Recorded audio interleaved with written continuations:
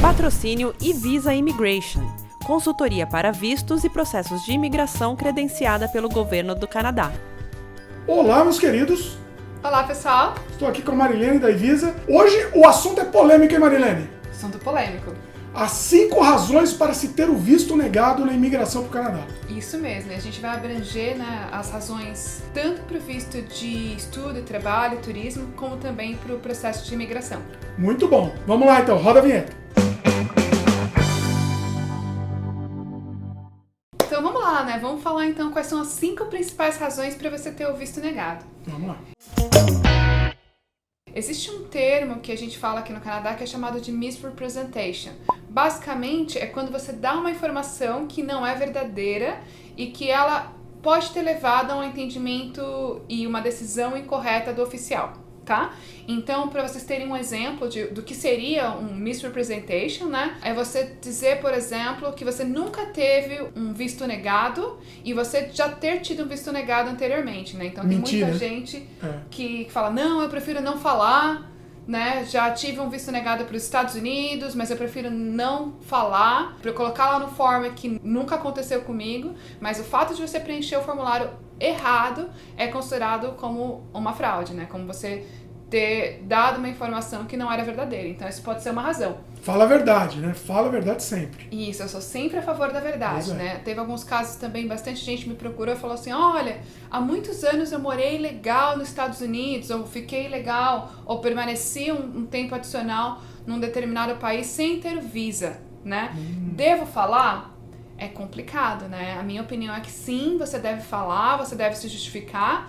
É melhor você se justificar e até se desculpar disso do que mentir, porque muito provavelmente, principalmente quando a gente fala dos Estados Unidos, o governo canadense vai ter acesso a essa informação. Olha só. E aí a recusa vai... Olha, a gente viu que você falhou em abrir essa informação e por conta disso a gente não acredita que a sua aplicação tenha credibilidade anymore, Não vai ter mais credibilidade. Você mentiu uma coisa, você pode mentir outras também, Obviamente. Exatamente. E eu acho que é visto com bons olhos, Se você falar a verdade, mesmo que não seja uma verdade tão agradável, assim, é melhor. Eles veem isso bem, Exatamente, assim, se você falar a verdade, se você se desculpar, apresentar os motivos do que aconteceu e realmente se comprometer de que isso não vai se repetir, você acaba tendo uma chance maior, não muito boa, mas é uma chance maior de ter uma aprovação do que se você omitir, e aí então o governo ter isso na base de dados, ele vai não só recusar a sua aplicação, mas como se você tentar novamente vai ser mais difícil para reverter o caso.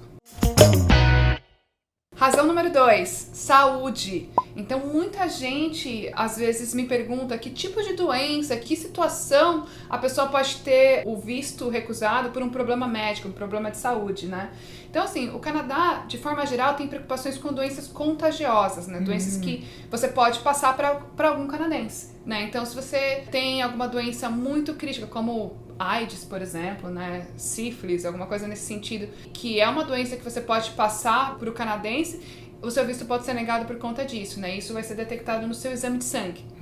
Assim como também tem o exame de urina.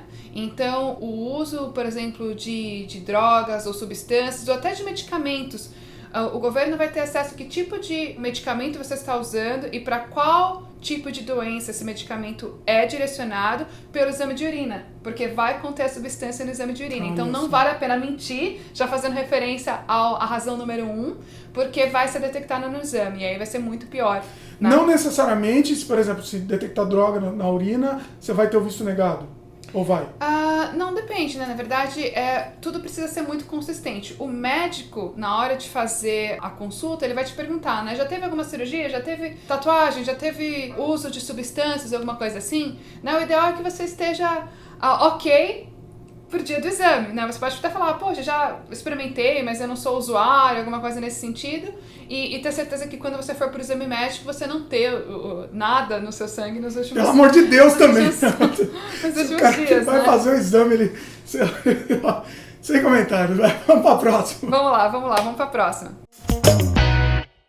Razão número 3, não tem muito o que falar, Criminalidade. Se você tem alguma coisa na sua ficha, tem que mencionar e pouco provavelmente você vai ter o visto aceito, Então, alguns casos que foi uma coisa muito pequenininha, tá? Provavelmente, se você já tiver resolvido o seu caso, ou muito tempo já tivesse passado, pode ser que você tenha uma chance, né? Mas, de forma geral, criminalidade sempre é um problema. Se foi antes dos 18, aí a gente não precisa mencionar e tudo bem, tá? Bom, um monte de político já não vai mais poder vir pra cá, né? Isso aí, isso é bom, né? Na Esse verdade, é um bom sinal. Pros brasileiros não, né? Porque os políticos não vão conseguir vir pra cá e vão ficar tudo no Brasil aí continuando roubando. É verdade. Então, bom pra gente que já veio pro Canadá, né? Pois é. Vamos lá, próximo.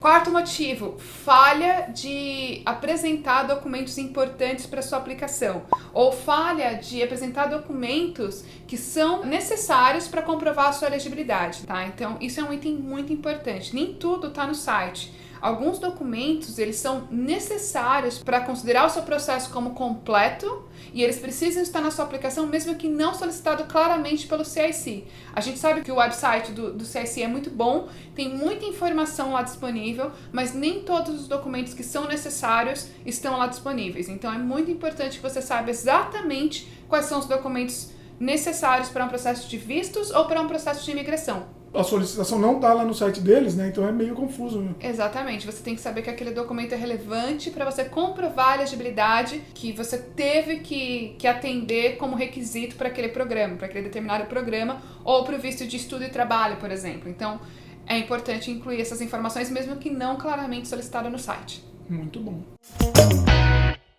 Financeiro. A parte do financeiro é muito importante para qualquer processo de visto ou de imigração que necessita da comprovação financeira, tá? Então, você precisa apresentar não só um extrato bom, que tenha valor disponível, como também a comprovação da procedência desse dinheiro. Então, por exemplo, se a gente está falando do seu visto de estudos, é muito importante que você comprove que você tem não só meios de pagar os seus estudos, mas também de sustentar você e sua família aqui no Canadá durante o período de estudos, né?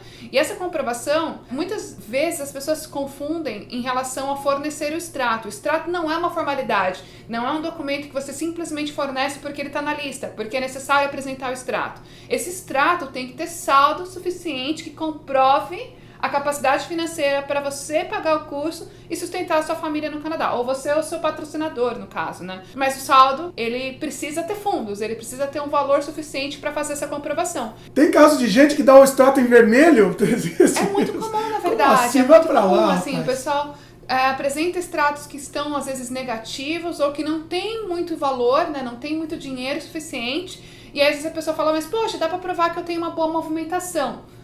Se você recebe muito dinheiro e se você gasta todo o dinheiro todo mês, não ajuda. Se você faz isso de pegar e receber e gastar todo o seu dinheiro, meu querido, repense seu valor da vida aí, por favor. Guarde um pouco de dinheiro. Principalmente falando de Plano Canadá, né? Pois Tem que é. sempre fazer uma reservinha, porque comprovação financeira é importante, né? E outro ponto importante para a questão financeira é a questão da procedência do dinheiro. Você precisa demonstrar que você declara esse valor, que você recebeu esse valor legalmente.